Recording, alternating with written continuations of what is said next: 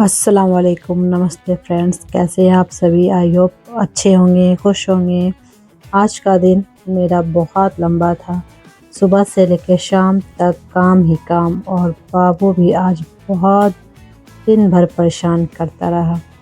ये आज सुबह की है, 7 बजे की रिकॉर्डिंग में शूट करी हूँ। दोनों बच्चे मेरे सो रहे थे। मैं उठकर अपना जो रोज़ का काम होता है, झाड़ू देना, साफ़ सफाई, वही मैं अपना शुरू करने लगी। बहुत ज़्यादा गंदा थे आज। बाबू की तबीयत थोड़ी ठीक हो गई है, लेकिन पता नहीं क्यों आज बहुत ज़्यादा ही परेशान किया है। एकदम रह ही नहीं रहा था, काम ही नहीं करने दे रहा था हमको। आपसे एक बात शेयर करना चाहती हूँ, इंसान के नेचर, इंसान के बारे में। क्या इंसान को समझना आसान है? आप लोग बताइएगा। सुबह के 10 बज चुके हैं। अब हमारे बच्चे दोनों उठ चुके हैं। बाबू उठ के लेटा हुआ है, बेटी भी सो के उठ चुकी है। अब दोनों को फ्रेश करना है मुझे। बेटी को अब ब्रश कराऊंगी। उससे पहले मैं सारे चादर को उठा के पूरा साफ सफाई करी रूम का। सबसे पहले बाबू रह नहीं रहा था, बार बार गोदी में आने को कर रहा था। गोदी में लेकर मैं उसको काम कर रही थी, कभी फुसला रही थी, कभी बहला रही थी। वो फ़ोन के पास खड़ा होके हेलो हेलो करता है। ये कैसे बार बार फ़ोन के पास जाता रहता है, और फ़ोन हेलो वहाँ पर अगर खड़ा हो गई तो वहाँ वो फ़ोन लेके हेलो हेलो करता ही है। वो रूम की सफाई हो रही है। आप देखिए, मैं आपको एक बात शेयर कर रही हूँ आपसे। कभी कभी लगता है इंसान समझना सबसे मुश्किल काम है। हर चेहरे के पीछे एक कहानी होती है, हर मुस्कान के पीछे एक दर्द। ऐसा ही कुछ मेरे साथ है, जो हमेशा सबके सामने खुश दिखते हैं, पर उनकी आंखों में एक उदासी छुपी रहती है। और कुछ लोग खामोश रहते हैं। कभी वक्त खामोश कर देता है। जो लोग ज़्यादा बोलते हैं, वक्त के हिसाब से वो खामोश हो जाते हैं। मैंने यही सीखा है अपनी लाइफ से, कि जब कोई सुनने वाला ना हो तो बोलने से कोई फ़ायदा नहीं, बस खामोशी रहना सही है। खुद का नेचर को बदल दे चुकी हूँ मैं। फ्रेंड्स, आप लोग का नेचर कैसा है? खामोश रहने वाला, या अपने दिल में जो भी है उसे एक दूसरे के सामने बोल देना, कह देना? मेरा नेचर जैसा था, मैं सब मतलब जो दिल में मेरे रहते थे मैं बोल देती थी। दिल में कुछ रखती थी, चाहे कुछ भी हो, कोई भी ऐसी बात। लेकिन अब वक्त के साथ मैं खुद को बदल चुकी हूँ। अब चुप रहना, खामोश रहना अब अच्छा लगता है। अब नहीं लगता ज़्यादा बोलूँ, ज़्यादा बोलने से कोई क्या हो जाएगा। आप लोगों को कैसा इंसान पसंद है, ज़्यादा बोलने वाला या कम बोलने वाला? कमेंट में बताइएगा। आज का दिन मेरे लिए बहुत परेशानी से भरा रहा। मेरी बेबी देख रहे आप, बहुत ज़्यादा रो रहा है, तंग कर रहा है। पता नहीं क्या हो गया, आज रह ही नहीं रहा था। बार बार रोए जा रहा है। मैं बार बार उसको चुप करा रही हूँ, फिर दूध दी पीने के लिए। फिर बेटी को ब्रश कराने के बाद उसको बोली सर झाड़ लो, तो वो बोली मम्मी झाड़ दो, तो मैं उसको एक हाथ से उसको झाड़ने लगी बाल।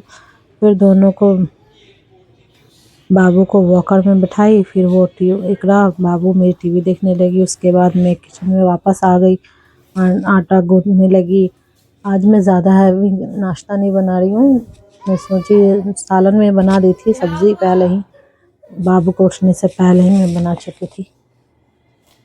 फिर बाबू को आवाज़ आई, रो रहा था, तो मैं फिर वापस किचन से फिर रूम में चले गई। रूम में बैठ के आटा गूंथने लगी। रह ही नहीं रहा था रूम में, बार बार मुझे ही खोजे जा रहा था। तो उसको गोद में लेके आटा गूंथी। फिर उसके बाद किचन में लेके आई उसको। किचन में उसको रेक पे बैठा दी हूँ। वो बैठ के खेल रहा है, और मैं वहीं पे अपना पूरी का लोई लगा रही थी। आज नाश्ते में मैं चाय, पूरी और सब्ज़ी बनाई थी नाश्ते में। वही सोचा ज़्यादा नहीं हैवी बनाती हूँ, सब्ज़ी हल्का फुल्का बनाई थी, ताकि बाबू भी खा ले। इकरा तीता नहीं खाती है ना, बहुत कम खाती है। नाश्ता बनने के बाद फिर थोड़ी देर के लिए मैं बैठ गई थी बाबू का लेकर। रह ही नहीं रहा था। फिर थोड़ी देर बैठी, उसके बाद फिर बोली इकरा भूख लगी है तो मैं नाश्ता निकालने चली गई। उसको लेकर ही सारा काम आज करी हूँ। दिन भर वो आज मुझे तंग करके रखा था। दोनों साथ में बैठ के नाश्ता किए थोड़ी देर। उसको भी थोड़ा थोड़ा मुंह में पूरी डाली थी, फिर खा लिया। हम लोग तीनों बैठ के नाश्ता करने लगे। बेटी उठती नहीं तब तक मैं नाश्ता नहीं बनाती, रोटी नहीं बनाती, क्योंकि रोटी ठंडा हो जाता है ना, इसीलिए जब वो उठती है तभी मैं नाश्ता बनाती हूँ और साथ में बैठ के करते हुए एक साथ। अकेले अच्छा नहीं लगता ना, 2 ही जन हैं ही हम लोग घर में, तो अपनी बेटी के साथ बैठ के नाश्ता करती हूँ। कल यहाँ फुलवाड़ी में वोट है, 6 तारीख को वोटिंग कल होने वाली है, इसलिए मैं आज सारा काम कर ली। कल शायद मुझे भी वोट देने जाना होगा। नाश्ते के बाद बाबू को थोड़ा झूला झुलाने लगी, थोड़ा इसका भी मूड फ्रेश हो जाए, ठीक हो जाए। यही इंतज़ार में इसको झूले पे बैठाई, थोड़ी देर के झूला झूला, फिर भी नहीं रह रहा था, फिर भी गोदी गोदी। आज मैं एकदम बहुत परेशान हो गई हूँ। कभी रख रही थी, कभी उठा रही थी, परेशान करके रख दिया ये लड़का आज मुझे।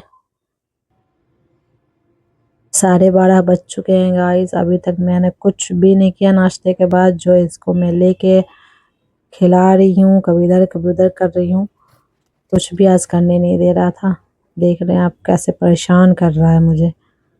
झूले पे भी नहीं बैठ रहा था, फिर रूम में थक गई लेकर तो फिर रूम में लेके आ गई। फिर उसके बाद उसको सर वर उसका डायपर वगैरह चेंज करी, कपड़ा चेंज करी। डायपर चेंज करने के बाद फिर उसको थोड़ा तेल वेल लगाई, उसके बाद जाके वो थोड़ी देर के लिए सोया था।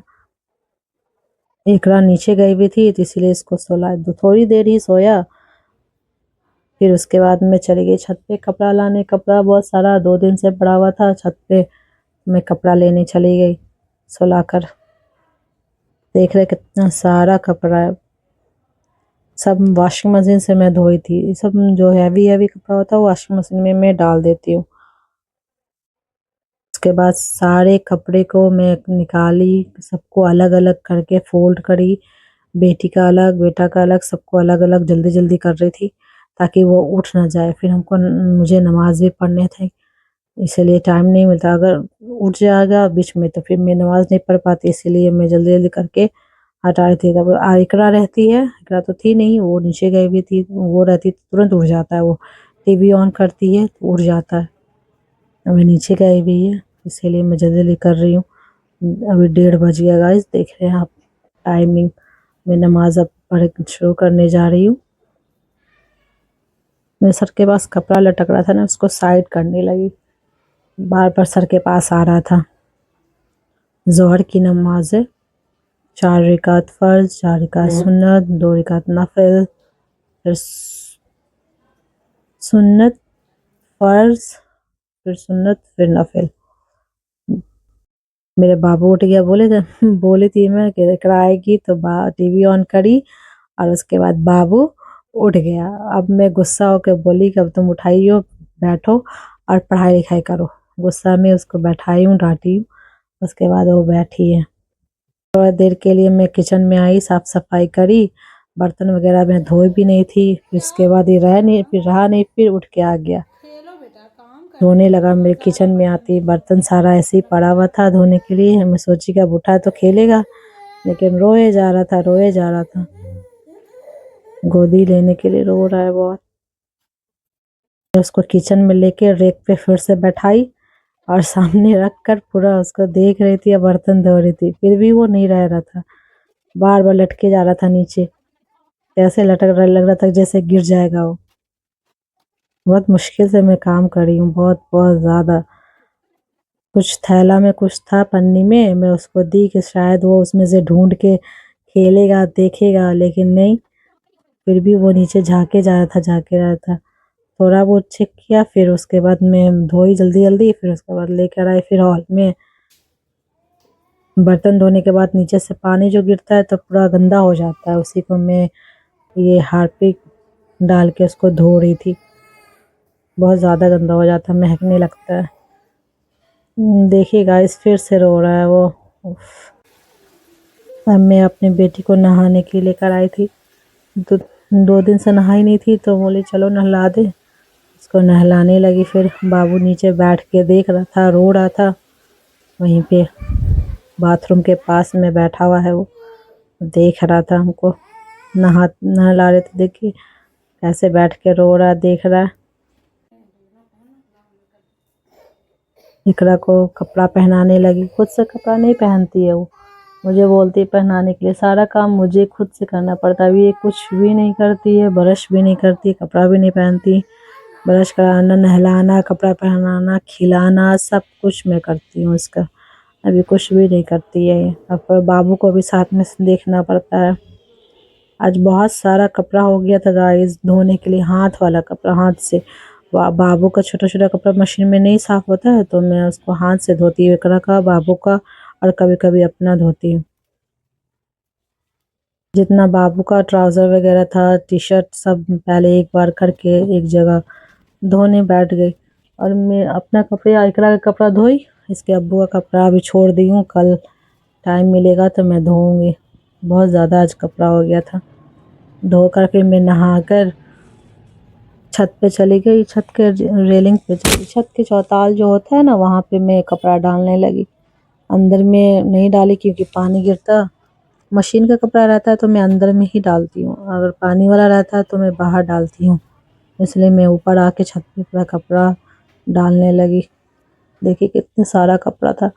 बाकी जो नहीं धोई थी उसको ढक कर रख दी कल के लिए। थोड़े बहुत क्रीम लगा रही हूँ अपने फेस पे, बहुत रफ लग रहा था तो मॉइस्चराइज़र में लगा रही थी। बेटी बोली मैं भी लगाऊंगी मम्मी, थोड़ा बहुत उसको भी दी हाथ में लगाने के लिए, वो भी लगाई हाथ पैर में दोनों में। फिर उसके बाद बाबू को थोड़ा सोची, कपड़ा मुंह फ्रेश कर, मुंह साफ करी, कपड़ा बदली, उसको चेंज करी। उसके बाद डायपर चेंज करी। उसके बाद थोड़ी देर के लिए उसको सुलाई थी, गोद में नहीं, मैं लेटी और लेट के उसको सुलाई तो थोड़ी आधे घंटा सो गया था। फिर सोने के बाद मैं करीब 6 बजे तक। आज के लिए बस इतना ही। वीडियो अच्छी लगी तो लाइक एंड सब्सक्राइब कर दीजिएगा। थैंक्स फॉर वॉचिंग और कमेंट करना ना भूलिएगा।